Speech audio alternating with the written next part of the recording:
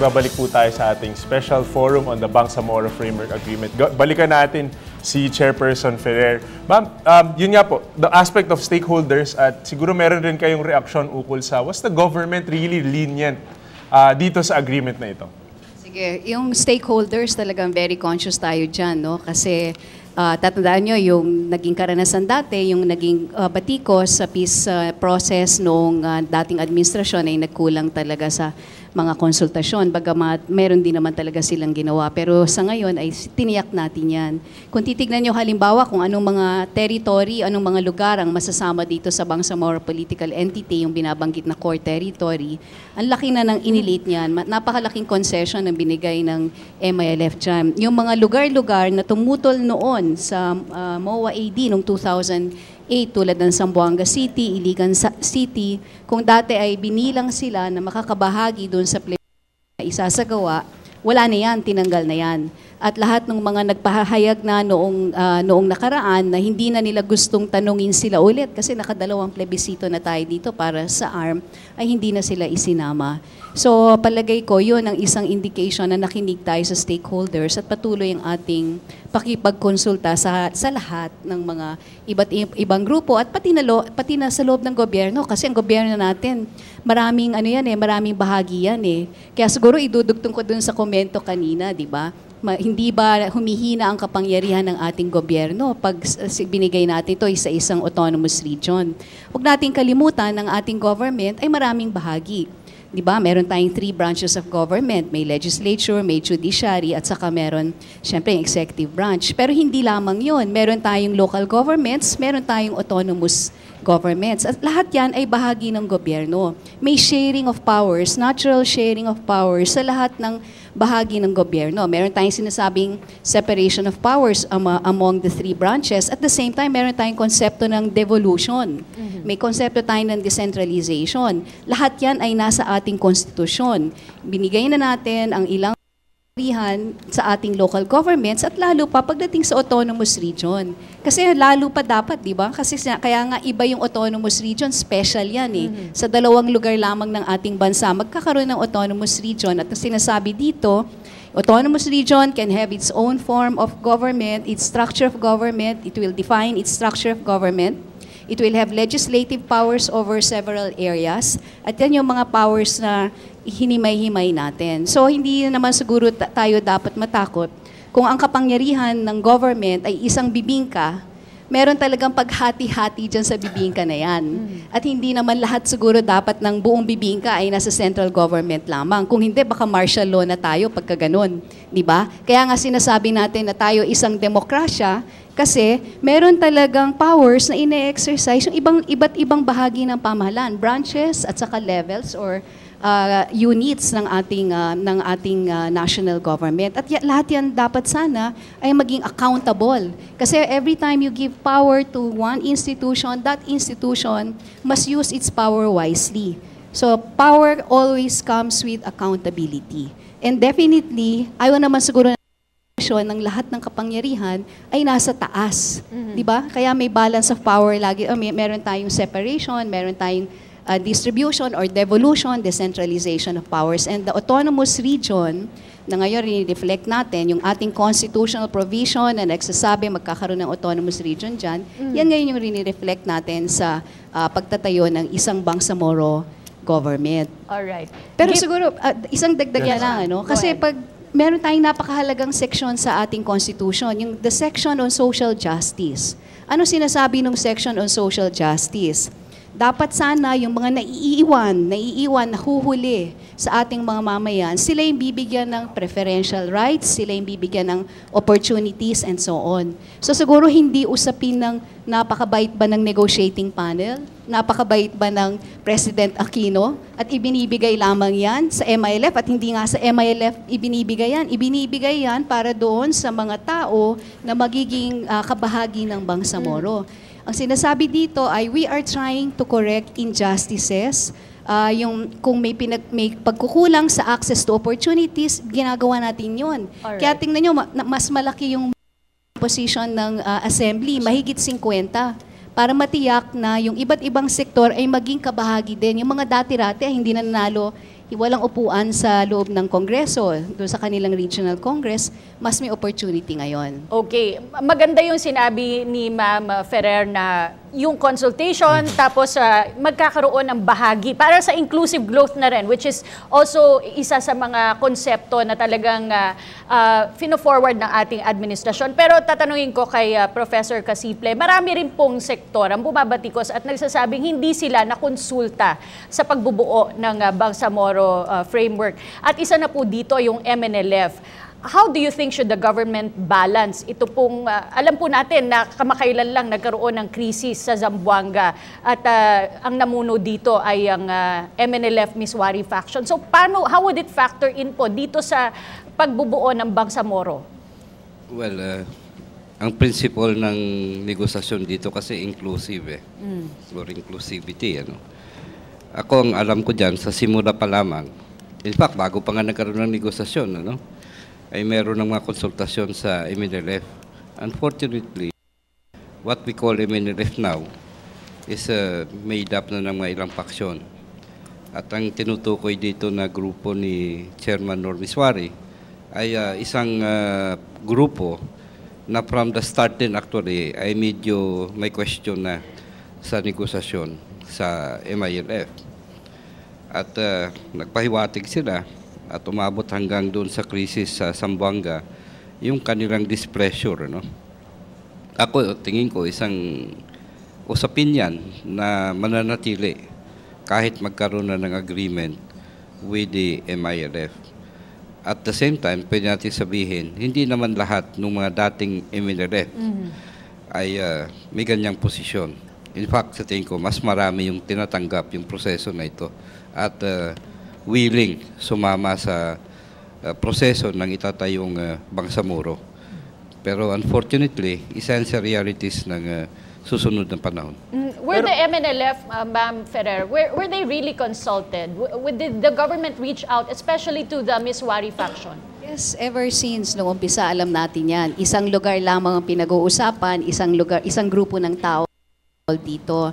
Pero meron kasi tayong process na naumpisahan noon pa, yung final peace agreement na napirmahan noong panahon ng ating dating presidente, si President Fidel V. Ramos, at yan ay may sarili na yung process. At yan yung tinutuloy natin, kaya meron tayong review process. Ako mismo nakadalo ako sa 2 pagpupulong sa Indonesia at nakadalo ako dyan bilang precisely para makita kung saan pwedeng magsalubong. Kausap natin si Ginoong Normiswari sa 2 pagpupulong sa iba't ibang bahagi ng Indonesia na ang nagfa-facilitate naman nito ay ang Indonesia kasi ang process na ito ay nasa ilalim ng Organization of Islamic Cooperation at ang Indonesia ang nakatalaga na mag-facilitate. So ibig sabihin, all throughout nakikita natin na dapat talaga magsasalubong yan at may paghihikayat sa lahat ng grupo ng MNLF kasi alam naman natin hindi na lang iisang MNLF ngayon. Nagkawatak-watak na rin sila pero patuloy pa rin ang ating pakikipag-usap. Ang hindi natin nagustuhan ay yung kung kausap mo na nga at may peace agreement ka na nga, bakit pa mangyayari na aatake pa sila sa isang lugar? Ano yung layunin para na dapat gawin yun na napakalaki ng cost sa ating mga mamamayan. So palagay ko naman, meron talagang hindi na pagtaguyo doon sa ano man na pag-usapan, napakita yan doon sa pag-attack dito sa Zamboanga City. Subalit ma'am, nakita nyo, time immemorial na nagkaroon na tayo ng iba't ibang mga agreements in the past. What makes you say that this agreement will work? This agreement, which has more promise, more meaningful, will work this time around? Yes, we have to learn from the lessons of the past. Actually, isa yan doon. Nung nag-umpisa kami nung July, nung hinirang kami ng ating Pangulo na maging kasapi ng negotiating panel, may 4 po tayong instruction. Una-una na yung inclusivity. Kailangan talaga mag-consult sa lahat ng stakeholders. Transparency, kasama na yan. Ipaalam sa taong bayan kung anong nangyayari. Yung isa, yung within the Constitution and its flexibilities, not within its rigidity, pero dapat talaga yung appreciate natin yung spirit ng Constitution. And lastly, learn from the lessons of the past. So number 1, meron tayong isa pang tinatapos na annex. Ito yung annex on normalization. Dito sa normalization, pag-uusapan natin anong mangyayari sa mga combatants, anong mangyayari sa mga baril. Pagdating nung sa nangyari sa MNLF, hindi na pag-usapan yan eh. So nanatili silang combatants, mga mga commanders at iba't iba pang grupo, hindi nagkaroon ng transformation. So yun yung isang mahalagang aspeto dito, lalo na makikita natin doon sa tinatapos pa namin pang-apat na annex na ang goal talaga ay mag-transform. Kung dati-dati, natandaan nyo, tumakbo si Miswari bilang governor ng ARM, tumakbo siya sa partido ng ruling party. Hindi siya tumakbo sa sariling lakas ng kanilang partido. At nung nagbago na yung presidente, hindi na siya nasuportahan, kung kaya't medyo nagkagulo-gulo na. Alam ng MILF, kung gusto nilang mamanatili dito ng maayos sa proseso, kailangan tumindig sila sa sariling lakas nila. At ang lakas nila na yan ay mapapakita sa isang maayos na political party. Si Yasmira, are you positive that this will work, this agreement will work? Kasi nga, sabi nga ni Gio, no, marami nang naging kasunduan ng mga nakaraan and lahat ito ay hindi nag-work sa konteksto ng pamamahala, sa kapayapaan. Do you think this has promise? Ito, personal na opinion na. Tingin ko dahil sa itong ministerial system, I have kumbaga optimism. Kasi nakikita ko bilang isang Muslim, I am always grappled with the fact na yung internal division within. Pero because nga doon sa kung makikita natin yung composition is 50. Pwede kasi 50 representatives na doon sa assembly. Ito na this would be an avenue na kung saan magkakaroon ng, in a way, representation for all we know, diba? Maraming tribal affiliations. So this would be the convergence of the different tribes to come together para palakasin yung kanilang bubuuin na political party so that they could win a seat in the parliament. So in a way, this is an attempt of the government and the MILF in behalf of the Bangsamoro. Kasi kung titingnan natin, kung if we always use the divisive rhetoric of MNMI, in a way, for the FYI na yung MILF ngayon ay mga dating MNLF din. So in a way, iisa lang yan iisang organic representation of the Bangsamoro people and we shared common interests. So it doesn't mean to say na hindi na-consult yung MN kasi in the first place, they are former MNLF members. In fact, MILF before it formally an MILF, that was 1984, tinatawag nila sarili nilang reformist MNLF or new MNLF. So, in a way, ang ating hindi lang tayo dito naka-focus, no, I believe so, na sa YMP yung stand namin is that hindi natin titingnan yung divisive aspect na yun, but because the MILF represent the Bangsamoro people and that they also recognize na multi-stakeholders itong Mindanao peace process. So with that belief, naniniwala po ako na this time, with the vibrancy as well of the civil society, inshallah, this would work. That's a good, masarap yung pangako na yun, Pero Kathy, tignan ulit natin yung history at yung analysis na ito na nabuo yung Autonomous Region of Muslim Mindanao. Maraming pagkakataon under Chairman Nur Miswari, Farooq Hussein, at marami pang mga leaders sa rehiyon na to ang namuno. Sa analysis nyo po, Sir Mon, nakita nyo yung mga namuno at nakita nyo yung form of governance. Is this region, the Bangsamoro region that is being idealized, ang ARMM ngayon, ay may kapasidad bang maging autonomous, fully autonomous? Ano ibig sabihin ng fully autonomous? Independent. Malaki ang tingin kong pagkakaiba, no? Kasi sa mga conversations ko rin sa mga taga-MILF, nakita nila yung problema ng traditional political system. In fact, tingin nila, yung ARMM reflects the worst nung system na yan. At maliwanag, I think, sa kanila na ang palakad ng bagong o itatayo na Bangsamoro, ang success nito nakabatay sa pagbabago. Ibig sabihin, hindi usapin ito na sundin mo yung tinahak na landas ng MNLF ni Chairman Nur Miswari, na nung naging gobernur siya, ang batayan actually nung kanyang pamumuno ay yung nandoon na sistema. Parang nilagay niya sarili niya at ang MNLF sa taas. Pero hindi nagbago yung struktura ng politika ng ARMM. Ang malaking lesson doon, hindi na-realize fully yung autonomous na principle sa ARMM. In fact, ang karamihan dyan na observation, sino ba namumuno sa RMM? Ang sagot dyan ay ng Pilipinas. Anong klaseng autonomy yun? Kasi maraming aspect like budget, Malacanang ang nagde-decide. Yun, ang eksperimento ng Bangsamoro ay iba. Ang attempt dito ay baguhin din ang palakad sa politika. Kaya yung ministerial form of government, nag-debate na kagad sa modelo ng national. I hope na yung mga pagkahabol dito na magbago ay tumungo sa isang sitwasyon na ang mga traditional Moro politicians ay sumunod. Kasi kung magkaroon man ng problema sa politika dito, I don't think sa MNLF manggagaling. Ang malaking problema actually sa politika ng bagong entidad na ito ay ano gagawin mo sa entrance na political power actually ng mga warlords, ng mga dynasty, ng mga clans and families na traditional, na siyang nagre-represent ng lugar, halimbawa sa Senado at Kongreso, at magiging sa lokal na gobyerno. Maganda yan yun, ang Ka. actual.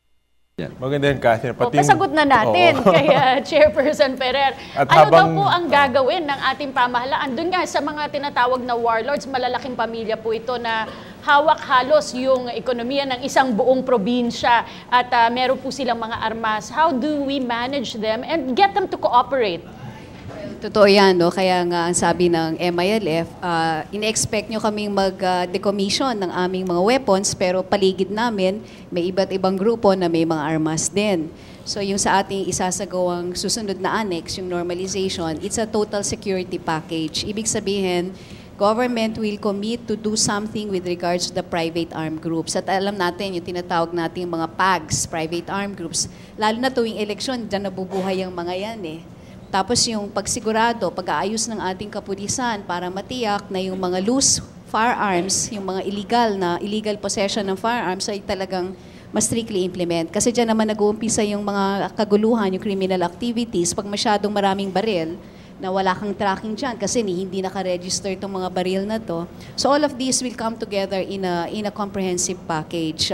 Address the loose firearms, address yung private groups, tapos yung criminal groups at iba-iba pa kasi talagang ang laki talaga ng challenge natin dito eh. Iba-iba talagang armadong grupo ang andun sa lugar na yon. Pero ibig lang sabihin, yung law enforcement capacity ng government with the help of yung ating partners na ngayon tulad ng MILF ay dapat talagang mapalakas at nang sa gayon all these other security challenges will be addressed. Magandang pag-usapan pa natin mamaya yung normalization annex. Pero tanungin ko si Zel. Zel, ikaw, sa analysis ninyong mga estudyante, mga law students, yung interventions ba ng national government in creating a more parang normalized Bangsamoro region, tingin mo hanggang saang level dapat? Lalo na dito si Ma'am, baka ma-include sa kanilang suggestion sa kanilang agreement yan. Siguro sa intervention, maganda naman yung ginagawang steps ngayon ng government. Yung sa nakita ko lang, yung nabasa ko dun sa annex, na feeling ko kailangang dagdagan, is yung kung ano ba yung, kung meron bang factors about the representation dun sa sariling legislature ng Bangsamoro. Paano natin masasabi na well-represented talaga yung mga different sectors of society doon kung hindi included doon yung saan? So, sa tingin ko. Okay.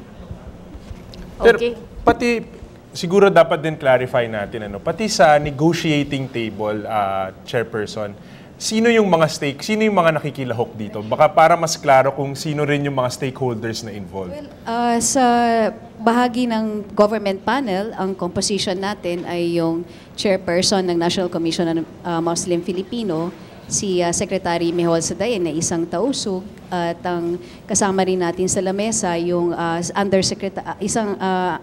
Undersecretary for Muslim Concerns sa Office ng President, si Bay Yasmin Busranlao na isang Maranao, at ako nga yung chair at kasama rin si dating Secretary Senen Bacani, ang experience naman ay sa agriculture at saka sa economy. Pagdating naman sa kaharap namin sa lamesa, iba-iba rin mga tribo ang makikita natin dito, yung binabanggit kanina na ang Bangsamoro ay talagang iba't ibang tribo at isang talagang suliranin din nila ay yung pag-achieve nga ng unity sa pagitan nila. So si Mohager Iqbal, ang kanilang chair, ang aking counterpart ay isang Maranao. Ang kabahagi ng panel niya ay isang Maranao, si Bobby Alonto. Meron din silang isang Yakan, si Dato Alcamlian, na dating isang commander sa MNLF na sumali na sa MILF. At meron din nakaupo si Abud Linga, isang professor mula sa Cotabato City, at gayon din isa pang indigenous people, si Dato Antonio Kinok. Pero all throughout, mahigpit ang ating ugnayan sa iba't ibang sektor. Ang dami kasi natin pinagbubuklod mga tribo, mga relihiyon, mga kababaihan, kalalakihan, iba't ibang mga sectors, lahat ng cleavages sa ating society. We're trying to build all these bridges. Traditional politicians at saka itong mga emerging politicians na papasok, kailangan talaga magkaroon tayo ng isang consensus na tama na yung madugong politika. Ang mas mahalaga talaga ngayon, magsama-sama tayo para magkaroon ng kaunlaran at saka katahimikan dito sa bayan natin. Alright, tumungo muli tayo para sa marami pang katanungan mula sa ating kasamang si Kirby. Maraming salamat, Katia, Gio. Balikan din natin yung ating mga bisitang estudyante at meron silang mga karagdagang katanungan mula sa ating mga bisita. Simulan ulit Mar Perico mula sa Partido State University sa Bicol. Chairman Ferrer, matanong ko lang po, ayon po dun sa power sharing po, ano yung pagkakaiba-iba ng reserve, concurrent, and exclusive powers? Bakit po ba naka-classify pa yun? Yung current, may tatlo, no? So maganda, napakaganda. Nakita ko, nabasa mo na yung annex. Meron talagang listahan doon sa loob ng annex. Tatlo yung uri ng listahan. Yung reserve powers of the central government. So siyempre, importante yon na nakalagay dyan. Ano-ano yan? Defense, foreign affairs, halos lahat ng bagay na may kaugnayan sa pakikipag-ugnayan sa ibang bansa, central government yan. Kasi ang central government ang nagre-represent sa bayan natin sa international community, kasama na customs and tariff lahat. Kasi yan governed by trading relations at monetary relations sa iba't ibang mga bansa. Pagdating naman sa concurrent, meron tayong mas listahan, mga 14 powers yan, tinatawag natin concurrent. Ibig sabihin, may bagay dyan na isang aspeto ay Bangsamoro ang may jurisdiction, isang aspeto ang national government ang may jurisdiction. Halimbawa, administration of justice. Alam natin na sa lugar na to maraming Muslim. Sa lahat ng bahagi ng Pilipinas, dito mo makikita 90% Muslim. Wala nang ibang lugar sa Pilipinas na ganun ang kalagayan. So, ibig sabihin, napakahalaga sa kanila yung personal laws na kinogovern ng kanilang faith ay ma-exercise nila dito. So, sinasabi natin dito, yung Sharia courts, ang Bangsamoro political entity, yung Sharia courts ay yung korte na ayon sa Islamic faith. Yung pag-aasawa, alam natin sa kanila may divorce, sa atin wala, di ba? So may iba-ibang nagre-regulate dyan. Yung bagay na yan, pwede talagang yung Bangsamoro political entity ang magpaunlad. Pero hindi pa rin sila hiwalay sa overall national system of administration. Kasi andyan pa rin yung Supreme Court, andyan pa rin yung regular court. So may combination. May kombinasyon sa administration of justice na sa kanila, bukod doon yung customary laws na i-exercise ng IPs, meron din naman na national. So may cooperation and coordination at saka may overall supervisory powers pa rin ng ating national government. Pagdating doon sa pangatlong listahan, yung exclusive sinasabi natin, ito yung mga de-devolved na powers. So ito yung pinakamahabang aspeto. At makikita naman natin dyan, Kalakan dyan ay sinasagawa na ng ARM, pero meron din tayong mga dinagdag. So culture, education, pag-declare ng Bangsamoro holidays, hindi naman na siguro dapat national government pang mag-declare niyan, di ba? So meron mga holidays na mahalaga sa Islamic faith na maaring hindi kinikilala dahil nga majority sa atin ay hindi naman Muslim. Doon makikita natin, binibigyan sila ng mas higit na jurisdiction para mapaunlad yung pagkilala, pag-exercise ng faith ng karamihan sa kanila without prejudice to the other faiths na makikita dito sa lugar na to. Mga Christian settlers at saka iba pang indigenous people. So yun yung batayan kung bakit meron tayong tatlong listahan dyan. Opo. Ma'am, meron lang din po akong katanungan. Ma'am, pagdating po dun sa international aspect, kaugnay po nun sa foreign policy po sa Bangsamoro, ma'am, yung pag-tie up po ng mga foreign investment po para sa pagtatayo ng negosyo dito po sa Bangsamoro, ma'am, ano po yung maaaring ma-claim or makuha po ng Bangsamoro within the foreign investors? Well, like any other local government, kailangan nilang maghikayat ng investor sa kanila. Diba? Kasi kailangan mo ng foreign investor, maski na domestic investors para talaga mapaunlad yung ano. Pero ano yung regulations dyan? Ano yung international policy natin? Saan tayo may foreign relations? Saan tayo walang foreign relations? Yun yung idinidictate ng national government, either through Congress or through the executive branch. Pero yung paghikayat ng foreign investments ay competence na yan, in fact, ng lahat ng local government. Kasi ngayon, ang pinakamalaking challenge sa ating local governments at pati na sa autonomous region ay talagang mapakita na mapapaunlad nila yung bayan nila, di ba? So, sa ganun aspeto, pwedeng sa kanila na. Kaya makikita natin sa exclusive powers, ini-encourage yun. Trading relations, pati yung traditional barter trade sa mga kapitbahay sa Southeast Asia. Marami pang mga usapin patungkol sa Framework Agreement on the Bangsamoro. Gio, ito nga ba yung tunay na susi sa kapayapaan sa Mindanao at kaunlaran na rin, no? Paano nito mapapaunlad ang rehiyon? Magbabalik po ang PTV Special Forum.